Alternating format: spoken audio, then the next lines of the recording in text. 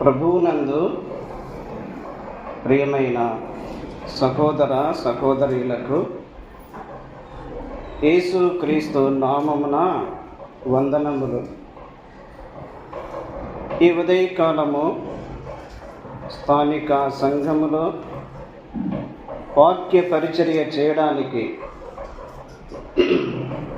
నాకు అవకాశమునిచ్చిన ప్రభువుకు మొదట కృతజ్ఞతాస్తుతులు చెల్లిస్తూ, అలాగే స్థానిక సంఘములోని బాధ్యత కలిగిన పెద్దలకు, పరిశుద్ధులకు యేసు క్రీస్తు నామమున ప్రేమ వందనములు తెలియచేస్తూ ఉన్నాము.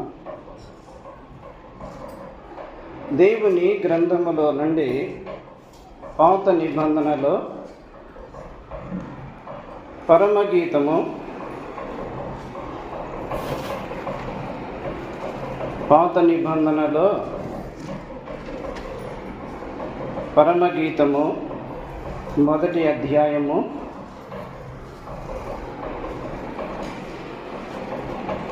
మొదటి 2 వచనాలు చదువుకుందాం. పరమగీతము మొదటి అధ్యాయము మొదటి 2 వచనాలు. సొలొమోను రచించిన పరమగీతము. నోటి ముద్దులతో అతడు నన్ను ముద్దు పెట్టుకొనుగాక. నీ ప్రేమ ద్రాక్షారసము కన్నా మధురము. 4వ వచనములో ఆఖరి వరుసలో ద్రాక్షారసము కన్నా నీ ప్రేమను ఎక్కువగా స్మరించెదము. యథార్థమైన మనస్సుతో వారు నిన్ను ప్రేమించుచున్నారు. ప్రార్థన చేసుకుందాం. కృపా కనికరములు గల మా తండ్రి, మీకు స్తోత్రములు చెల్లిస్తూ ఉన్నాము. ఉదయకాలము మీ సన్నిధిలో మీ బల్ల యొద్దకు మేము చేరి ఆత్మతోనూ సత్యముతోనూ ఆరాధించుటకు మీరిచ్చిన కృపను బట్టి మిమ్మల్ని స్తుతిస్తూ ఘనపరుస్తూ ఉన్నాము. నైనా స్థానిక సంఘము యొక్క పరిచర్యను మీరు విస్తరింపచేయండి. సంఘము యొక్క సరిహద్దులు విశాలపరచండి. బాధ్యత కలిగిన పెద్దలను మీరు పరలోకపు జ్ఞానముతో మీరు నింపి బలపరచి భద్రపరచుమని మీ సన్నిధిలో ప్రార్థన చేస్తూ ఉన్నాము.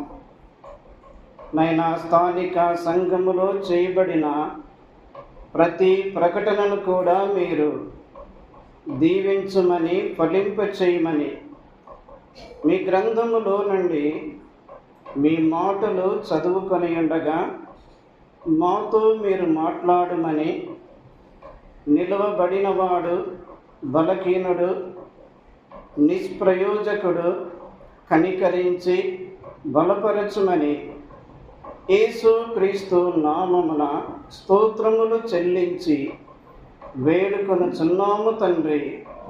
ఆమేన్. ప్రభునందు ప్రియులారా, మనము దేవుని గ్రంథములో నుండి పరమగీతము మొదటి అధ్యాయము 1-2 వచనాలు, 4వ వచనం మనం చదువుకున్నాము. మొదటి అధ్యాయము మొదటి వచనములో సొలొమోను రచించిన పరమగీతము. సొలొమోను దావీదు కుమారుడు. దావీదు కుమారుడైన సొలొమోను తన యొక్క జీవితములో బాల్యములో ఉన్నప్పుడే దేవుని యొక్క సన్నిధిలో దహన బలులు అర్పించినవాడు. బాల్యము నుండి సొలొమోను దేవుని యందు భయభక్తులు కలిగినవాడు. బాల్యము నుండి సొలొమోను తన తండ్రి అయిన దావీదు యొక్క అడుగు జాడలలో నడిచినవాడు. అయితే ఆ సొలొమోను ఒక చిన్న ప్రార్థన చేశాడు. ఏమని ప్రార్థన అంటే, దేవా యెహోవా, నీ జనమునకు తీర్పు తీర్చుటకు ఎవడు కలడు? నీ జనమునకు తీర్పు తీర్చుటకు నాకు వివేకము గల హృదయము దయచేయమని సొలొమోను దేవుని సన్నిధిలో దేవునికి ప్రార్థన చేసినవాడు. సొలొమోను యొక్క ప్రార్థన దేవుని యొక్క దృష్టికి అంగీకారముగా ఉన్నది. సొలొమోను యొక్క ప్రార్థన దేవుని దృష్టికి యోగ్యముగా ఉన్నది. వివేకము గల హృదయము దయచేయము అంటే సొలొమోను అలాగున అడిగినందుకు సొలొమోను ప్రార్థనను దేవుడు అంగీకరించాడు. అంగీకరించి, నీ ప్రార్థన నా దృష్టికి అనుకూలమైనది, నీకు వివేకము గల హృదయమును నేను నీకిచ్చుచున్నాను, దానితో పాటు ఐశ్వర్యమును ఘనతను నీకు మెండుగా ఇచ్చెదను. పూర్వీకులలో నీ వంటి వాడు ఒకడునూ లేడు. నీ వంటి వాడు ఒకడును లేడు. కానీ నిన్ను ఒక ఉన్నతమైన స్థానములో నిన్ను ఉంచెదను.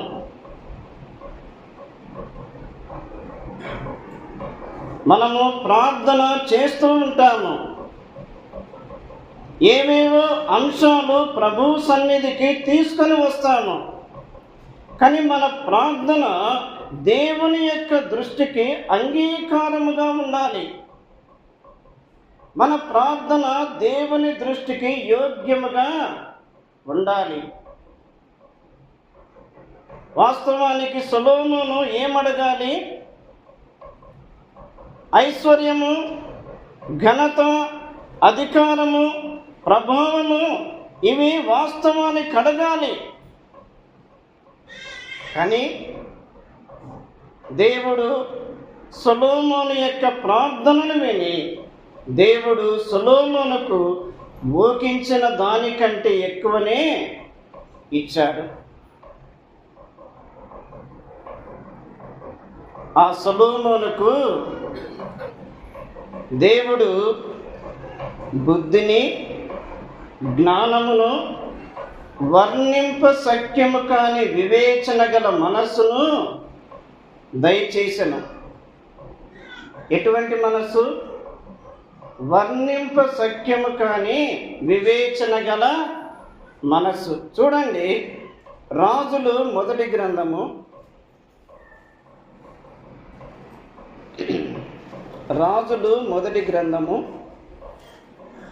4వ అధ్యాయము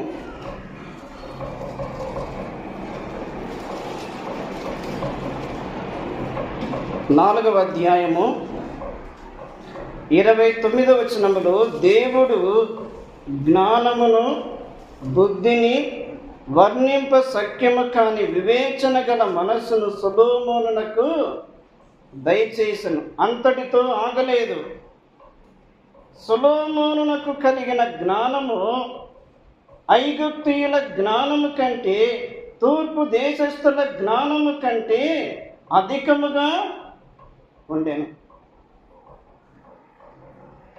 ఇక్కడ ఐగుప్తు దేశము వచ్చింది, తూర్పు దేశము వచ్చింది. ఐగుప్తు దేశము వారు జ్ఞానము గలవారు,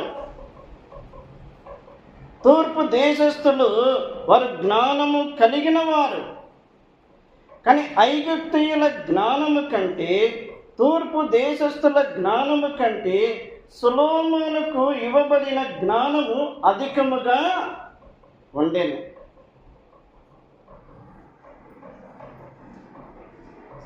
దేవునికి పక్షపాతము అనేది ఎన్నటికీ ఉండదు.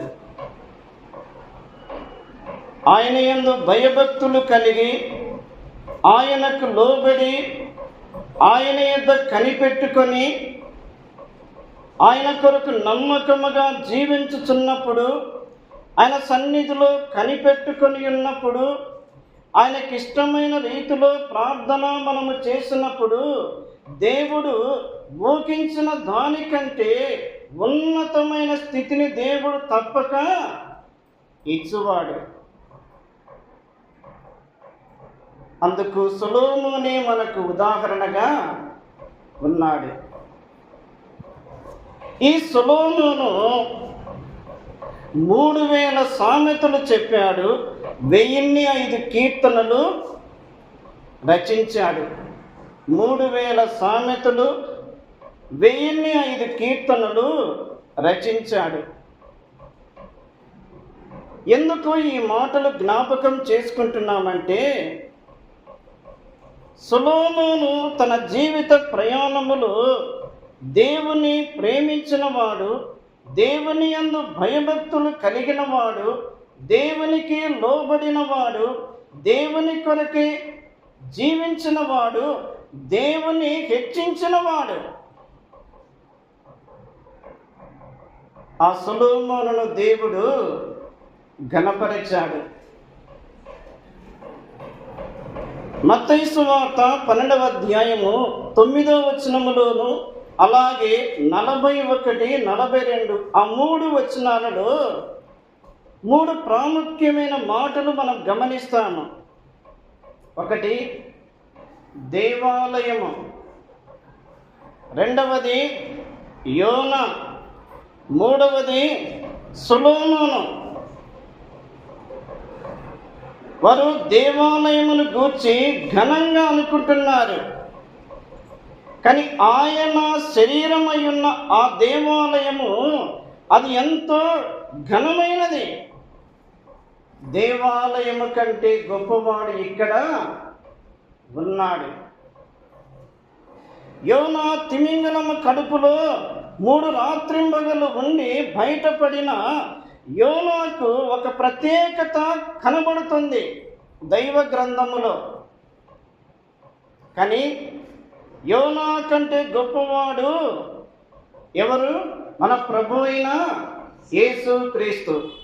3 దినములు సమాధిలో ఉండి, సమాధిని ఓడించి మృతులలో నుండి పైకి లేపబడిన మన ప్రభు అయిన యేసు క్రీస్తు.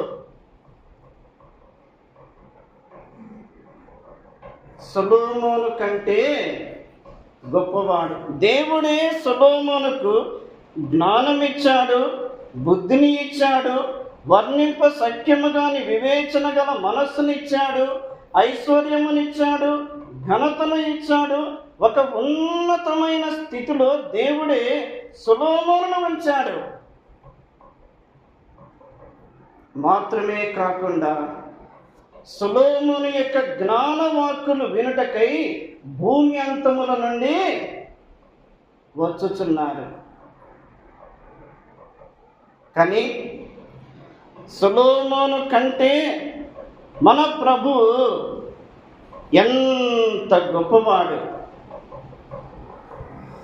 చాలాసార్లు దేవుని యొక్క గొప్పతనమును గ్రహించలేకపోతున్నాం, దేవుని యొక్క మహిమను గ్రహించలేకపోతున్నాం, దేవుని యొక్క సార్వభౌమాధికారమును గ్రహించలేకపోతున్నాం, దేవునికి ఉన్న ప్రభావము గ్రహించలేకపోతున్నాము. అందుకే ఆయన మనకు సరిగా అర్థము కావడం లేదు. ఆయన అర్థమైతే, ఆయన బలము, ఆయన ఘనత, ఆయన ప్రభావము, ఆయనకున్న జ్ఞానము, ఆయనకున్న స్థితి, ఆయనకున్న హోదా, అవన్నీ కూడా మనకు స్పష్టముగా అర్థమవుతాయి. దావీదు కుమారుడైన సొలొమోను వారి జీవిత యాత్రలో దేవుని యొక్క ప్రేమను, దేవుని కృపను వారు సమృద్ధిగా అనుభవించారు. ఈ సొలొమోను తన జీవితంలో మనం ఏమని చూస్తున్నాం? జ్ఞానమును చూస్తున్నాము. జ్ఞానము. కొరింథీయులకు రాసిన మొదటి పత్రిక 1వ అధ్యాయము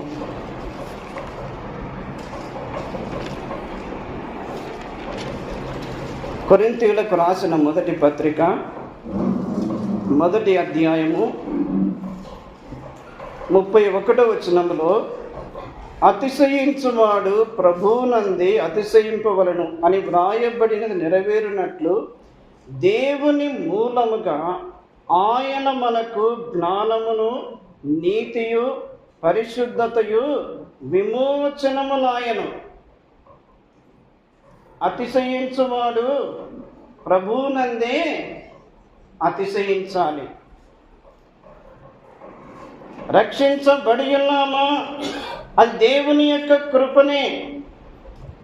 సంఘములో చేర్చబడి ఉన్నామా? అది దేవుని యొక్క కృపనే. ప్రభువును కీర్తిస్తూ ఉన్నామా? అది దేవుని యొక్క కృపనే. ప్రభువుకు ఆరాధన చేయుచున్నామా? అది దేవుని యొక్క కృపనే. దేవుని మందిరములో సహవాసము చేస్తున్నామా? అది దేవుని యొక్క కృపనే. ఆయన మందిరములో పరిచర్య చేస్తున్నామా? అది దేవుని యొక్క కృపనే. మనది ఏమీ కాదు.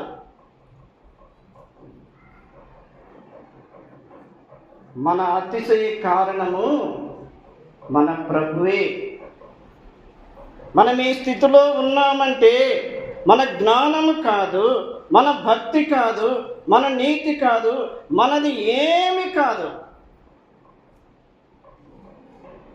ఆయన యందే మనకు ఈ భాగ్యము దొరికినది. ఆయనే మనకు జ్ఞానమై ఉన్నాడు, నీతి అయి ఉన్నాడు, పరిశుద్ధత అయి ఉన్నాడు, విమోచనమునై ఉన్నాడు. కొలస్సై పత్రిక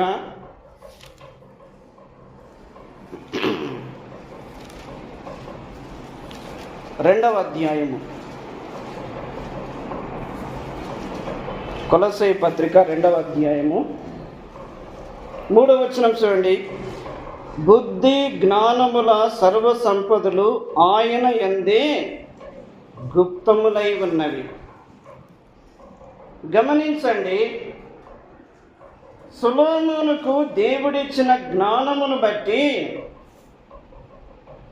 సొలొమోను తన జీవిత ఆ ముగింపు వరకు దేవునికి నమ్మకముగా ఉన్నాడు. తన జీవిత ముగింపులో ఆయన భార్యల చేత త్రిప్పివేయబడెను. దేవుడు సొలొమోనును ఎంతగా హెచ్చించాడు. ఆయన భార్యలు అంతకంటే హీన స్థితిలోనికి పడగొట్టి వేశారు.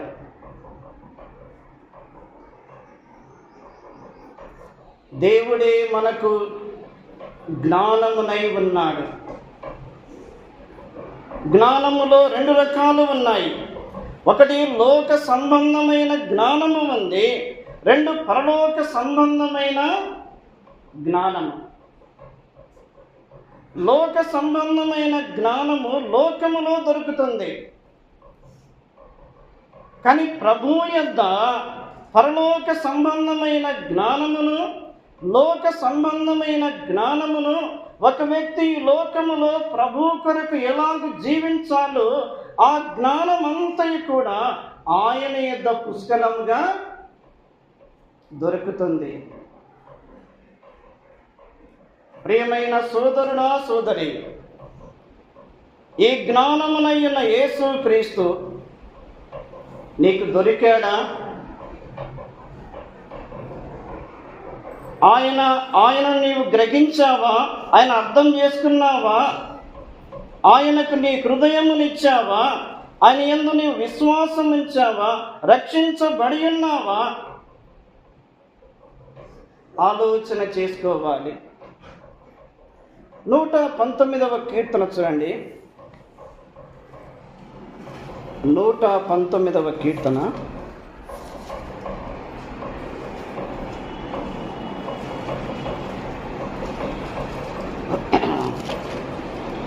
97వ వచనములో, నీ ధర్మశాస్త్రము నాకెంతో ప్రియముగా ఉన్నది, దినమెల్లా నేను దానిని ధ్యానించుచున్నాను. నీ ఆజ్ఞలు నిత్యము నాకు తోడుగా ఉన్నవి.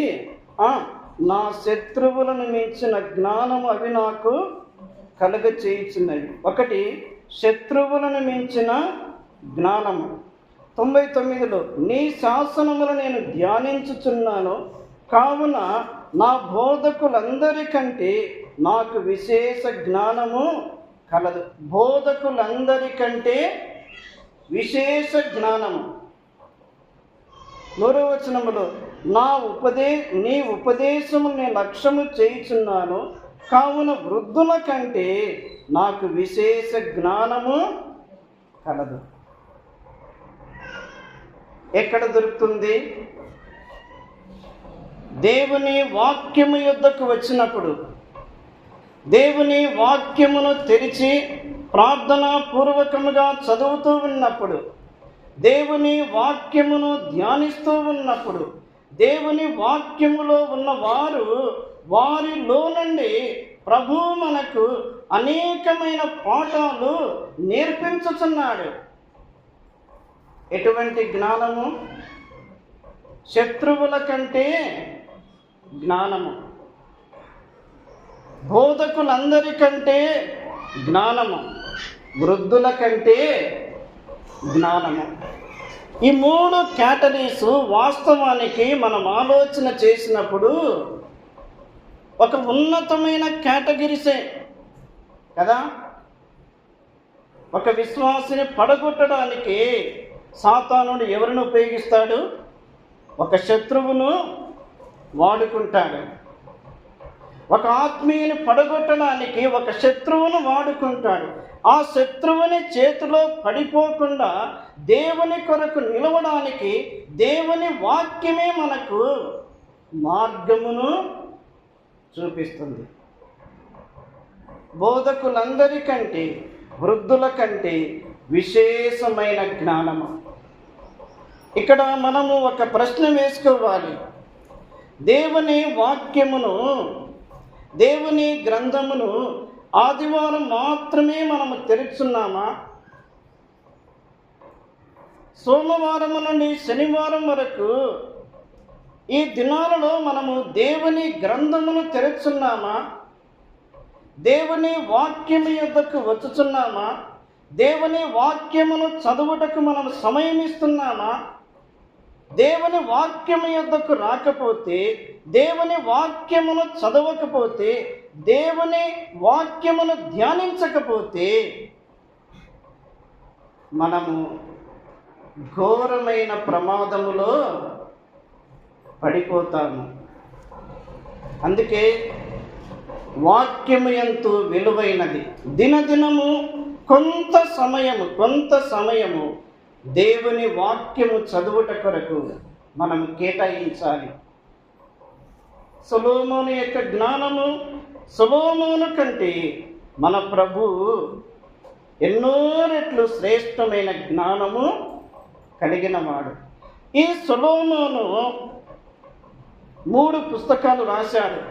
ఒకటి సామెతలు, రెండవది ప్రసంగి, మూడవది పరమగీతము. ఈ 3 గ్రంథాలు గమనించినప్పుడు సామెతల గ్రంథములు మనకు ఎక్కువగా జ్ఞానము కనబడుతుంది.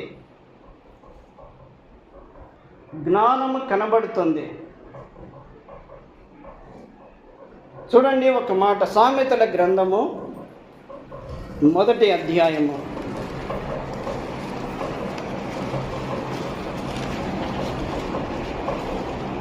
1వ అధ్యాయము 4వ వచనములో, జ్ఞానము లేని వారికి బుద్ధి కలిగించుటకును యవనులకు తెలివియు వివేచనయు పుట్టించుటకును తగిన సామెతలు. ఏ సామెతలు ఇవి? జ్ఞానము లేని వారికి బుద్ధిని కలిగించుటకు. యవనస్తులారా, మీరు బలవంతులు,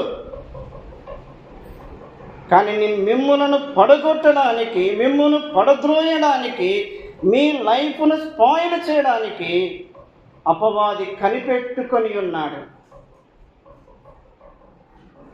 లోకములో పడిపోకుండా, శోధనలో పడిపోకుండా, పాపములో పడిపోకుండా మనము కాపాడబడుట కొరకై దేవుని వాక్యమే మనకు వరముగా, ఈవిగా ఇయ్యబడినది.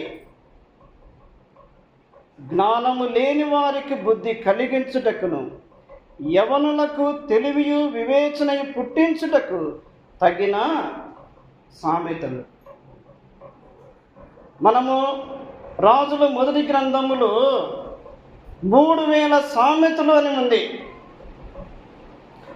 కానీ సామెతల గ్రంథములో చూస్తే మన యొక్క భక్తి జీవితానికి, మన విశ్వాస జీవితానికి, మన ఆత్మీయ జీవితానికి, మన యొక్క సేవా జీవితానికి అవసరపడే సామెతలన్నీ కూడా సామెతల గ్రంథములో ఉన్నాయి.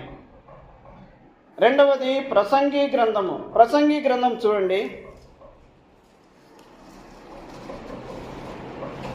1వ అధ్యాయము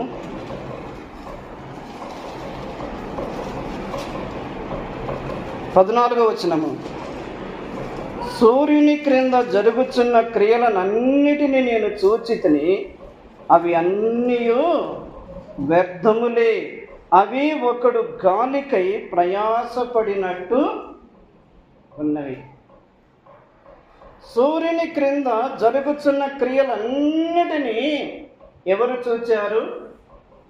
సొలొమోను చూచాడు. బాల్య దినముల నుండి తన యొక్క జీవితం ముగింపు వరకు, తన జీవితములో ఆయన సూర్యుని క్రింద కనబడే వాటిని, సూర్యుని క్రింద జరుగుతున్న క్రియలన్నిటినీ చూచాడు. ఒక స్టేట్మెంట్ ఇస్తున్నాడు. ఏమని? అవన్నీ వ్యర్థములే. వాస్తవానికి ప్రతి మానవుని కొరకై సూర్యుని క్రింద దేవుడే సమస్తమును సమకూర్చి ఉంచాడు. కానీ మానవుడు వాటిని చూసి ఆనందిస్తూ, వాటిలోనే పరవశమైపోతూ,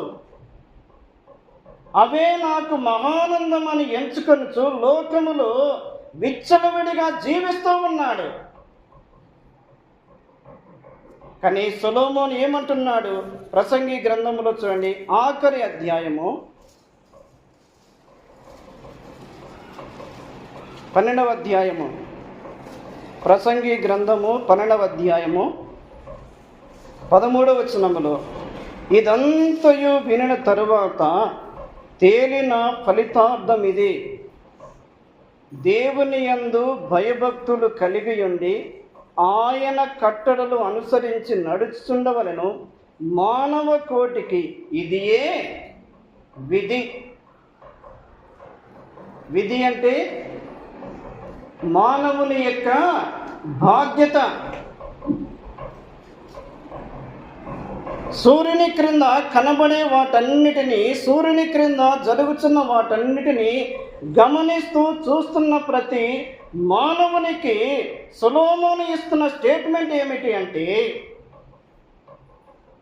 సూర్యుని క్రింద కనబడుచున్నవన్నీ కూడా వ్యర్థములే, కానీ దేవుని యందు భయభక్తులు కలిగి ఆయన కట్టడలు అనుసరించాలి. లోకమును దాని ఆశయు గతించిపోవును. లోకమును దాని ఆశయు గతించిపోవును. లోకములో ఉన్నదంతయు శరీరాశ, నేత్రాశ, జీవపు డంబము, ఇవి తండ్రి వలన పుట్టినవి కావు. లోకమును దాని ఆశ గతించిపోవును, కానీ దేవుని వాక్యము నిరంతరము నిలుచును. వాక్యము మన హృదయములో చేర్చబడినప్పుడు, వాక్యము మన హృదయములో భద్రపరచబడినప్పుడు, వాక్యానికి మనము లోబడి జీవిస్తున్నప్పుడు ఈ వాక్యమే మన జీవితాలను ప్రభువు కొరకు నిలువబెట్టును. సొలొమోను జీవితములో సామెతలు తెలియచేశాడు. ఒక ప్రత్యేకమైన స్టేట్మెంట్ తెలియచేశాడు. పరమగీతమునకు వచ్చేసరికి పరమగీతములో ప్రేమ, ప్రియుడు ప్రియురాలు వారి మధ్య ఉన్న ప్రేమ, సొలొమోనుకు షూలమితికి మధ్య ఉన్న ఆ ప్రేమ, ఈ పరమగీతములోనే మనకు పరలోక సంబంధమైన ప్రేమ స్పష్టముగా కనబడుతుంది. ప్రియులారా, ఒక భక్తుడు ఈ 3 పుస్తకాలను ప్రత్యక్షపు గుడారములో 3 భాగాలు ఉన్నాయి కదా. ప్రత్యక్షపు గుడారములో 3 భాగాలు. ఒకటి ఆవరణము, రెండవది పరిశుద్ధ స్థలము, మూడవది అతి పరిశుద్ధమైన స్థలము. ఈ 3 పుస్తకాలను ఆ 3 భాగాలకు లింక్ చేశాడు. సామెతల గ్రంథము ఆవరణముగా చూపించబడుచున్నప్పుడు మానవుడు దేవుని యొక్క జ్ఞానమును బట్టి ఆ ఆవరణములో ఏమున్నాయి? ఆవరణములో 2 వస్తువులు ఉన్నాయి. ప్రత్యక్షపు గుడారము యొక్క ద్వారము లోపలికి వెళ్ళగానే మొట్టమొదటిగా మనకు కనబడేది బలిపీఠము. మొట్టమొదటిగా మనకు కనబడేది బలిపీఠము. బలిపీఠం ప్రక్కన గంగాళము కనబడుతుంది. బలులు అర్పించవలసిన వారు ఆ నీళ్లతో కడుక్కొని బలిపీఠం యొద్దకు వచ్చి బలులు అర్పించాలి. ఈ బలిపీఠము మన ప్రభు అయిన యేసు క్రీస్తుకు గుర్తుగా ఉంది. సిలువలో బలిగా చేయబడిన మన ప్రభు అయిన యేసు క్రీస్తు, భూమి మీద పైకెత్తబడిన మన ప్రభు అయిన యేసు క్రీస్తు, మృతులలో నుండి లేపబడి మహిమపరచబడిన మన ప్రభు అయిన యేసు క్రీస్తు. గంగాళము పరిశుద్ధతకు, బలిపీఠం అనగా మన ప్రభు అయిన యేసు క్రీస్తునందు విశ్వాసం ఉంచిన వారు, రక్షణ పొంది ఉన్నవారు. రెండవదిగా గంగాళము అనగా ఆ నీటిలోనికి బాప్తీసం పొందే అనుభవం. ఈ 2 అయిపోతే ఎక్కడికి వెళ్ళాలి? పరిశుద్ధ స్థలములోనికి వెళ్ళాలి. ఈ పరిశుద్ధమైన స్థలములో సొలొమోను చెప్పినట్టు దేవుని యందు భయభక్తులు కలిగి ఆ పరిశుద్ధమైన స్థలములో ఉన్న వాటిని అనుభవించాలి. పరిశుద్ధ స్థలములో ఏమున్నాయి? ఒకవైపు దీప వృక్షము ఉంది, ఒకవైపు సన్నిధి రొట్టెల బల్ల ఉంది, మరొక వైపు అతి పరిశుద్ధమైన స్థలానికి ఆ తెరకు ఆనుకొని ధూపవేదిక ఉంది.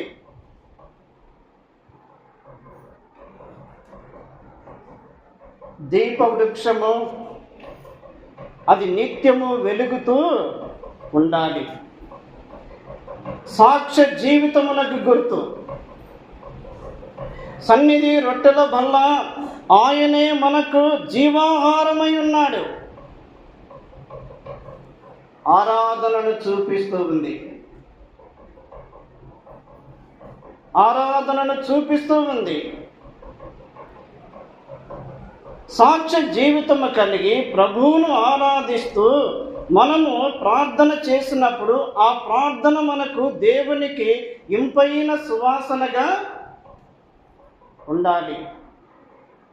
ఈ 3 వస్తువులు అనుభవించాలి అంటే మన అనుదిన జీవితంలో దేవుని యందు భయభక్తులు కలిగి దేవుని కొరకు మనము జీవించాలి.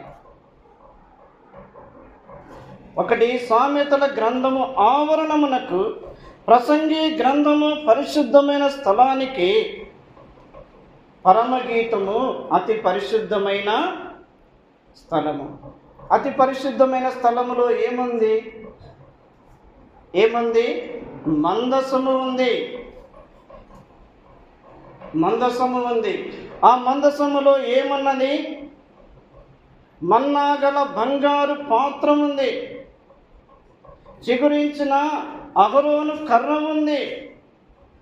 నిబంధన పలకలు ఉన్నాయి. ఆ మన్నాగల బంగారు పాత్ర అది మహిమగల పాత్ర. మహిమగల పాత్ర. ఆ మన్నాగల బంగారు ఆ మందసము లోపల మన్నాగల బంగారు పాత్ర, చిగురించిన అహరోను కర్ర, నిబంధన పలకలు. మందసం మీద కరుణాపీఠం ఉంది. ఆ కరుణాపీఠం మీద అటువైపు ఒక కెరూబు, ఇటువైపు ఒక కెరూబు. అతి పరిశుద్ధమైన స్థలము, అది ఉన్నతమైన స్థలము. మన జీవిత యాత్రలో మనము దేవుని వాక్యమునకు కనెక్ట్ అయ్యి దేవుని వాక్యముతో సరి అయిన సంబంధము, సహవాసం కలిగి ఉంటే మన సాక్ష్య జీవితము కాపాడబడుతుంది. దేవుని యొక్క ధర్మశాస్త్రము, దేవుని యొక్క నిబంధన పలకలు మన యొక్క భక్తి జీవితానికి, మన ఆత్మీయ జీవితానికి, మన విశ్వాస జీవితానికి, మన సేవా జీవితానికి, సంఘ జీవితానికి అవి తోడుగా ఉంటాయి. అటువంటి వారు ఎక్కడ ఉంటారు? సంఘములో ఒక మంచి స్థితిలో ఉంటారు. నేను సంఘములో గమనించినప్పుడు కొంతమంది విశ్వాసులు సామాన్యులుగా కనబడతారు. సామాన్యులుగా కనబడతారు. కానీ వారి యొక్క దినచర్యలో వారు దేవుని మందిరములో చేరి ఆరాధన చేసుకొని వారు వెళ్ళిపోతూ ఉంటారు. వారి ప్రయాణం జరుగుతూనే ఉంటుంది. కానీ అటువంటి వ్యక్తుల యొక్క జీవితాలలో, అటువంటి కుటుంబాల జీవితాలలో దేవుడు ఊహించని మలుపులు ఇస్తున్నాడు. నమ్మకమైన వాడు సొలొమోను దేవునికి నమ్మకముగా ఉన్నంత కాలము సొలొమోనును దేవుడు ఉన్నతమైన స్థానములో ఉంచాడు. సొలొమోను యొక్క భార్యలు సొలొమోను యొక్క హృదయాన్ని లోకము తట్టు త్రిపివేశారు. జాగ్రత్త. మనము ఆత్మీయ జీవితములో ఎదుగుతున్న కొలది మనము ఒదిగి ఉండుట నేర్చుకోవాలి.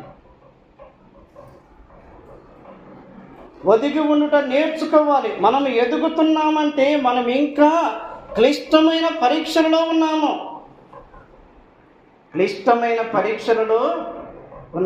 ఏ క్షణములో సాతానుడు పడగొడతాడో మనకు తెలియదు. కాబట్టి ప్రియులారా, పరమగీతములో మనము ఆ శ్రేష్టమైన ప్రేమను చూస్తున్నాం. ఒక్క మాట జ్ఞాపకం చేసుకొని మనం ముగించుకుందాం. ఇప్పుడు పరమగీతం 1వ అధ్యాయము 2వ వచనానికి రండి.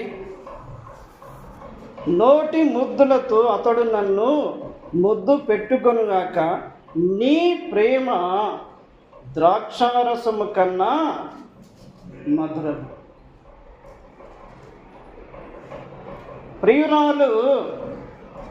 ప్రియురాలు ప్రియునితో అంటుంది, నీ ప్రేమ ఎటువంటిది? ద్రాక్షారసము కన్నా మధురమైనది. 4వ వచనములో ద్రాక్షారసము కన్నా నీ ప్రేమను ఎక్కువగా స్మరించెదము. ఎందుకు ఈ ద్రాక్షారసం అనే పదము మనకి ఇక్కడ వచ్చింది అంటే, ద్రాక్షారసమునకు లోకములో ప్రత్యేకత ఉంది కాబట్టి ద్రాక్షారసము కంటే నీ ప్రేమ మధురమైనది. ద్రాక్షారసము కంటే సొలొమోను యొక్క ప్రేమ మధురముగా కనబడుతుంది, కానీ మన ప్రభువు యొక్క ప్రేమ అంతకంటే ఎంతో మధురమైనది.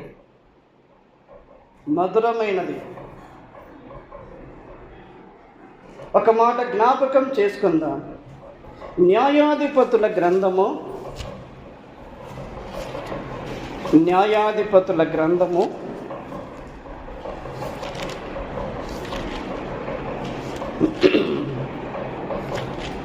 9వ అధ్యాయము. న్యాయాధిపతుల గ్రంథము 9వ అధ్యాయము 8వ వచనం చూడండి. చెట్లు తమ మీద రాజును ఒకరిని అభిషేకించుకొనవలెనను మనస్సు కలిగి బయలుదేరి. 13వ వచనం చూడండి, లేక 12వ వచనంలో, అటు తరువాత చెట్లు నీవు వచ్చి మమ్మును ఏలుమని ద్రాక్షావల్లి నడగగా, ద్రాక్షావల్లి దేవునిని మానవులను సంతోషపెట్టు నా ద్రాక్షారసము నేను ఇయ్యక మాని చెట్ల మీద రాజునై ఉండి ఇటు అటు ఊగుటకు నేను వచ్చదనా అని వాటితో అనెను. ఈ చెట్లన్నీ ఒక ఆలోచన చేసి మన మీద ఒక రాజును మనము ఏర్పాటు చేసుకుందాం. మన మీద ఒక రాజును ఏర్పాటు చేసుకొని ఆ రాజుగా మన మీద అభిషేకించుకుందాం అని మనస్సు కలిగి బయలుదేరి వెళ్ళాయి. మొట్టమొదటి ఎక్కడొచ్చాయి? ఒలీవ చెట్ల దగ్గరికి వచ్చాయి. ఒలీవ చెట్ల దగ్గరికి వచ్చి, నీవు మా మీద రాజుగా ఉండాలి అంటే ఒలీవ చెట్లు వారి యొక్క పనిని జ్ఞాపకము చేశాయి. ఏమిటి ఆ పని? దేవునిని మానవులను దేని వలన నరులు సన్మానించుదురు ఆనా తైలము ఇయ్యకమాని. ఒలీవ చెట్ల యొక్క పని ఏమిటి? తైలమును ఇచ్చే పని. మేము రాజుగా ఉండడానికి మేము రామన్నారు. ఎవరు? ఒలీవ చెట్టు. రెండవ చెట్టు అంజూరపు చెట్టు దగ్గరికి వెళ్ళారు. అంజూరపు చెట్టు దగ్గరికి వెళ్ళి, నీవు మా మీద రాజుగా ఉండాలి అంటే మేము ఒక పని కలిగి ఉన్నాము, మేము మా చెట్టును బట్టి ఇతరులకు మాధుర్యమును ఫలములు ఇచ్చుచున్నాము, ఆ పని మాని మీ మీద మేము రాజుగా ఉండలేము. సరే అని చెప్పి 3వ చెట్టు దగ్గరికి వచ్చారు. ఏ చెట్టు? ఈ చెట్టు ద్రాక్ష చెట్టు. ఈ చెట్టు ఏమంటుంది?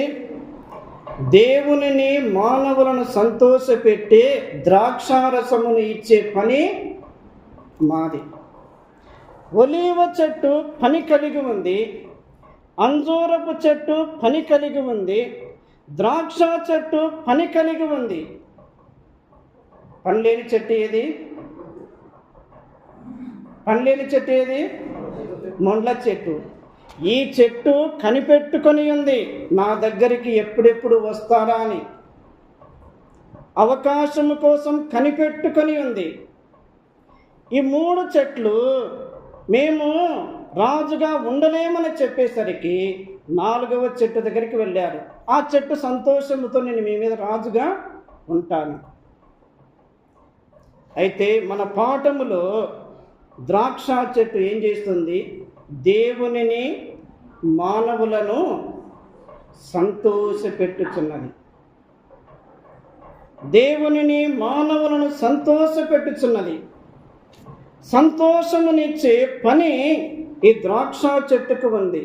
105వ కీర్తన చూడండి.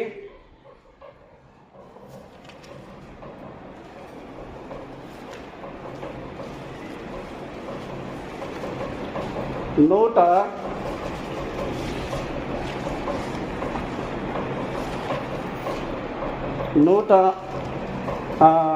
4వ కీర్తన చూడండి. 4వ కీర్తన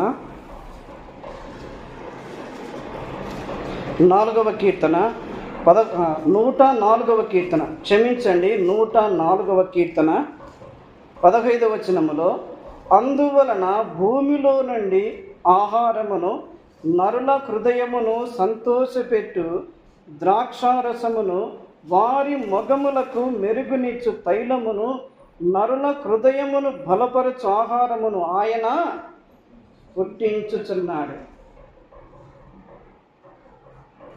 మానవుడు లోకములో తాత్కాలికమైన సంతోషము కొరకై ప్రాకులాడుతూ ఉన్నాడు. లోకములో సంతోషం ఉంది,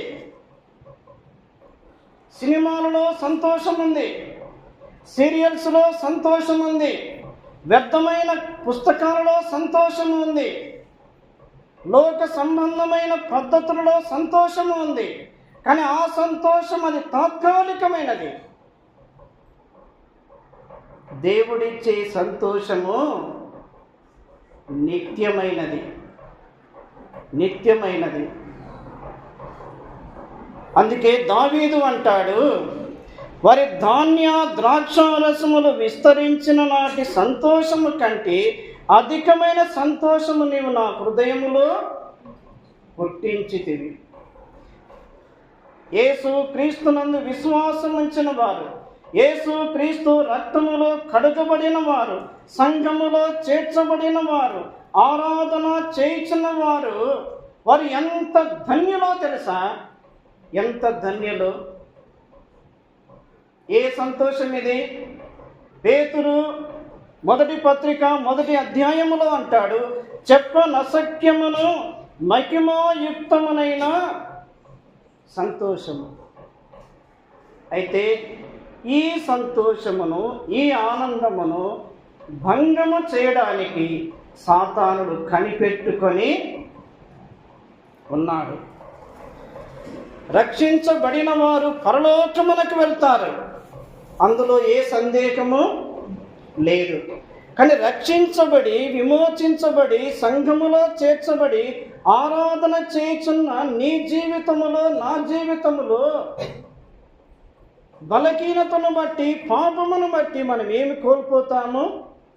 సంతోషమును, ఆనందమును, సమాధానమును కోల్పోతాము. అందుకే ఆయన ప్రేమ ఎంత మధురమైనది. ద్రాక్షరసము కన్నా నీదు, ద్రాక్షరసము కన్నా నీదు, ప్రేమ ఎంత మధురము, జంతి తేనె దార కన్నా, జంతి తేనె దార కన్నా నీదు వాక్కు మధురము, మాతృ ప్రేమ కన్నా నీదు ప్రేమ ఎంత మధురము, దయామయ మా యేసయ్యా మా స్తుతులనందుకు దయామయ మా యేసయ్యా. ద్రాక్షరసము కన్నా ఆయన ప్రేమ మధురము, జుంటి తేనె ధారల కన్నా ఆయన వాక్యము మధురము, మాతృ ప్రేమ కన్నా ఆయన ప్రేమ మధురం. ఆ ప్రేమను స్మరించుకుంటూ ఆ ప్రేమలో మనము ముందుకు సాగి వెళదాం. దేవుడు ఈ మాటలు మన వెనికిడిలో దీవించునుగాక.